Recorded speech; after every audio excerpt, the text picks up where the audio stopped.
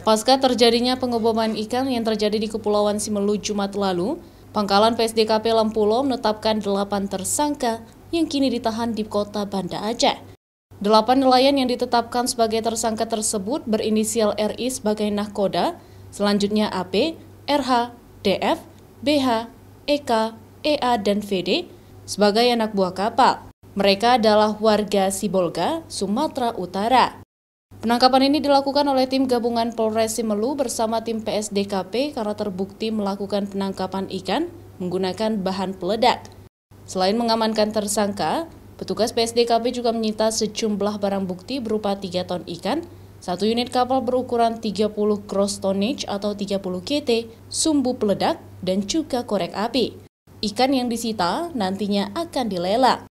Atas perbuatannya, para tersangka melanggar Pasal 84 Ayat 1, Junto Pasal 8 Ayat 1 Nomor 45 Tahun 2009 tentang perikanan dengan ancaman penjara paling lama 5 tahun atau denda 2 miliar rupiah.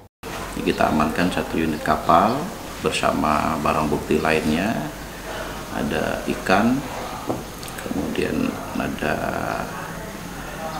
bukti-bukti petunjuk lain yang mengarah kepada kegiatan destructive fishing.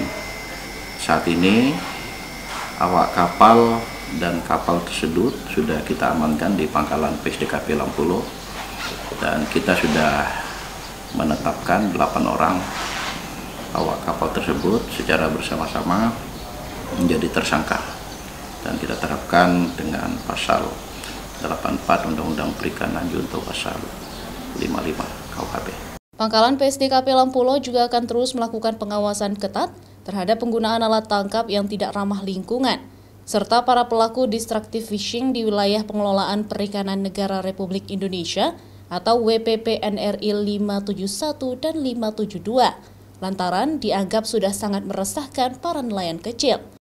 Penggunaan bom potasium dan alat penangkapan yang merusak lingkungan merupakan salah satu alat penangkapan ikan yang dilarang untuk dioperasikan di wilayah pengelolaan perikanan negara Republik Indonesia. Nova Misdayanti, Kompas TV, Banda Aceh.